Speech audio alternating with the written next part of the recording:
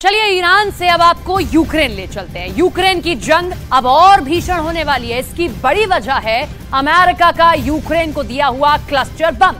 Zelensky Putin के देश पर क्लस्टर बम से हमला करके बड़ी मुसीबत में फंस गए हैं और अब पुतिन ने बदले की शुरुआत कर दी है। रिपोर्ट आप देखिए।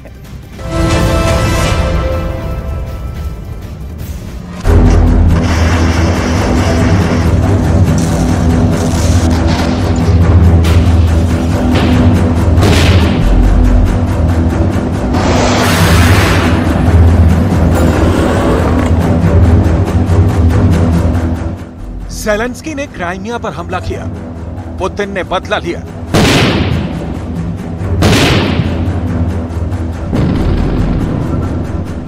ज़ेलेंस्की ने क्रेमलिन पर हमला किया, पुतिन ने पलटवार किया।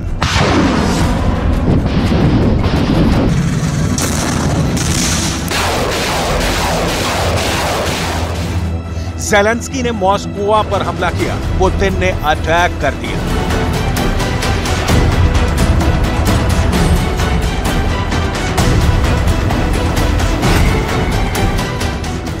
ज़ेलेंस्की ने पुतिन की सेना को खेरसॉन से भगाया, पुतिन ने पूरे बखमूत पर कब्जा कर लिया।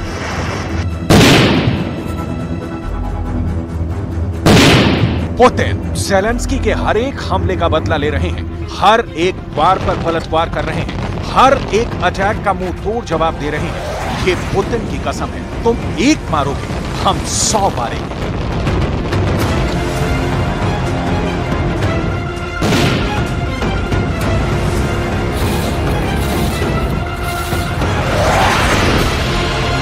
पुतिन ने एक बार फिर अपने ही अंदाज में जवाब देने की तैयारी कर ली है, इंतकाम लेने की ठान ली है।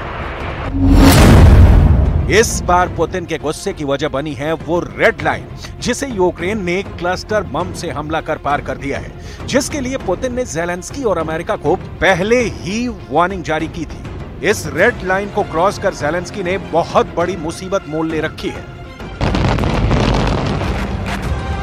पुतिन के लाख समझाने के बावजूद ज़ेलेंस्की नहीं माने और क्लस्टर बम से रूस पर हमला कर दिया।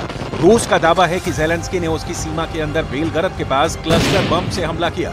यह हमला बेकार गया, बम गिरा, लेकिन वो कोई नुकसान नहीं पहुंचा सका। हालांकि ज़पोरिज़िया में हुए ऐसे ही एक हमले में रूस के एक पत्रकार की मौत हो गई है। रिपोर्ट है कि 22 जुलाई को रूस के पत्रकार रोस्तिस्लाव ज़ोरावलेव ज़पोरिज़िया के पास रिपोर्टिंग कर रहे थे। तभी वहां यूक्रेन ने क्लस्टर बम से हमला किया, जिसमें उनकी मौत हो गई। इस हमले में कई और पत्रकार जख्मी भी हुए हैं। В результате удара ВСУ кассетными боеприпасами получили ранения различной степени тяжести 4 журналиста. Журналисты были оперативно эвакуированы в полевые медицинские учреждения Минобороны России, где им оказывается квалифицированная медицинская помощь. Во время эвакуации журналист информационного агентства РИА Новости Ростислав Журавлев от полученных ранений в результате разрыва кассетного суббоеприпаса скончался. पत्रकार की मौत से पुतिन बहुत गुस्से में है और वो इसका जवाब ज़ेलेंस्की को जरूर देंगे। पुतिन कीव पर हमला करेंगे, वो खार्किव में अटैक करेंगे, वो खेरसॉन को नक्शे से मिटा देंगे। पुतिन पहले ही इस बात का इशारा कर चुके हैं। पुतिन की वार्निंग कभी खाली नहीं जाती। पुतिन वक्त लेते हैं, लेकिन जवाबी हमला बहुत खतरनाक तरीके से करते हैं। यह तस्वीर यूक्रेन के ओडेसा की है। यहां रविवार 23 जुलाई को जबरदस्त अटैक हुआ है। यह हमला रूस में हुए क्लस्टर बम से हमले के कुछ घंटे के बाद ही हुआ है। कहा जा रहा है कि पुतिन ने पत्रकार की मौत का बदला लेने की शुरुआत कर दी है और ये तो बस अभी शुरुआत है। यूक्रेन का दावा है कि यह हमला रूस ने किया है और इस अटैक में एक शख्स की मौत हो गई, जबकि 18 से ज्यादा लोग घायल हो गए हैं। हमला इतना जबरदस्त था कि आसपास की कई बिल्डिंग चंद मिनटों में मलबे में तब्दील हो गई। चीख पुकार मच गई, लोगों में अफरा तफरी मच गई। Я ничего не понимаю, темнота полнейшая, на меня падают кирпичи, стекла, вообще ничего не вижу, взяла телефон, с телефоном ничего не видно, потому что пыль. Потом еще раз и еще раз.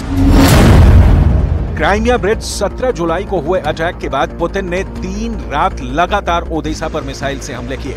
पुतिन ने 18 जुलाई को भी हमले किए, 19 जुलाई को भी मिसाइल दागी और 20 जुलाई को भी यहां कई मिसाइल आकर गिरी। पुतिन 21 जुलाई को भी नहीं माने और अब 23 जुलाई को भी हमला कर दिया। आप इन 5 तारीखों को देखकर अंदाजा लगा सकते हैं कि पुतिन जवाबी कार्रवाई में बिल्कुल वक्त नहीं लगाते, वो फौरन बदला लेते हैं। और ज़ेलेंस्की क्या, उन्हें रोकने की हिम्मत तो बाइडन भी नहीं दिखा पाए हैं। इस वक्त पूरे रूस में बदले की आग धधक रही है। सभी की एक ही पुकार है, बदला और सिर्फ बदला। यूएन में रूस के डिप्टी एम्बेसडर दिमित्री पोलियान्स्क ने कहा कि इस हमले ने यह बता दिया है कि यूक्रेन ने रेड लाइन को पार कर दिया है। इस हमले पर रूस के विदेश मंत्रालय ने भी कड़ी प्रतिक्रिया दी है। रूस के विदेश मंत्रालय की तरफ से जारी बयान में कहा गया है, पत्रकार की मौत एक जघन्य अपराध है। पश्चिमी देशों और कीव ने प्लानिंग के तहत यह अटैक किया। साफ पता चल रहा है कि यह हमला इत्तेफाक नहीं था।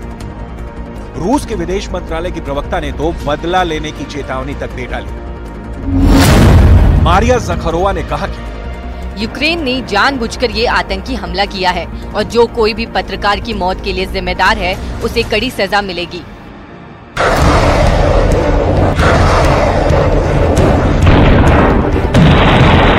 इन बयानों से ये बात तो साफ है कि पत्रकार की मौत ने पूरे रूस को पुतिन के साथ ला दिया है। पूरा रूस चाहता है कि पुतिन इस हमले का बदला लें और जरूर लें। पुतिन ने ओडेसा पर अटैक कर ये तो बता दिया कि उनका इरादा क्या है। अब आपको वो वीडियो दिखाते हैं जो ये बताने के लिए काफी है कि अगर पुतिन ने यूक्रेन पर हमला किया तो ज़ेलेंस्की के देश का क्या होगा।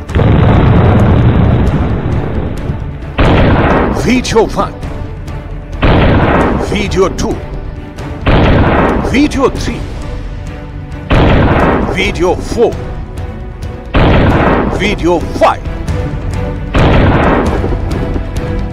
कुल मिलाकर 5 कैमरों से इस मिसाइल लॉन्च का स्पेशल वीडियो बनाया गया है। ये पुतिन की वो मिसाइल है जो ज़ेलेंस्की की नींद उड़ा सकती है। ये वो मिसाइल है जिसकी वजह से यूक्रेन के लोग रात में सोना बंद कर सकते हैं। ये वो मिसाइल है जिसके हमले का मतलब है 100% मौत। और ये गारंटी खुद पुतिन दे रहे हैं, पुतिन की सेना दे रही है, पुतिन के जंगी जहाज दे रहे हैं। पुतिन ने एक बहुत बड़ा मिशन शुरू कर दिया है जिसका नाम है मिशन ओडेसा। ये वो मिसाइल है जो जहां गिरती है वहां की तबाही देखकर दिल बैठने लगता है। ये मिसाइल जहां गिरती है वहां कोई जिंदा नहीं बचता, कुछ सलामत नहीं रहता। हर तरफ आग होती है, मलबे से लाशें निकाली जाती हैं, बची खुची इमारतें खंडहर बनने के लिए तैयार हो जाती हैं। ये है पुतिन की मॉस्केट मिसाइल जिसकी रफ्तार आवाज की स्पीड से 2 गुना से भी ज्यादा है। ये मिसाइल 3000 किलोमीटर प्रति घंटे की रफ्तार से अटैक करती है। 250 किलोमीटर की रेंज के साथ ये यूक्रेन के कई शहरों के लिए खतरा बन चुकी है। मॉस्केट एक सुपरसोनिक एंटी-शिप क्रूज मिसाइल है जिसमें परमाणु बम भी फिट किया जा सकता है। इसकी 250 किलोमीटर की रेंज इसे बहुत ज्यादा खतरनाक बना देती है। अब इस मिसाइल के साथ पुतिन का सबसे बड़ा टारगेट यूक्रेन का ओडेसा शहर बन चुका है। ये मिसाइल जहां गिरती है वहां पुतिन के हमले की छाप होती है। इस वक्त पुतिन की ये छाप ओडेसा पर दिखाई दे रही है। ओडेसा पुतिन का टारगेट नंबर 1 फाइनल हो चुका है। पुतिन ओडेसा को बखमूत जैसा बनाना चाहते हैं। ओडेसा पर कब्जे का मतलब है कि क्राइमिया रूस के लिए सुरक्षित हो जाएगा और फिर पुतिन खेरसोन में भी बड़ा ऑपरेशन चला पाएंगे। पुतिन ओडेसा पर जुलाई में ही कब्जा करना चाहते हैं। इसके लिए अगले 10 दिनों के अंदर यहां 500 मिसाइल या ड्रोन से हमला करने की तैयारी है।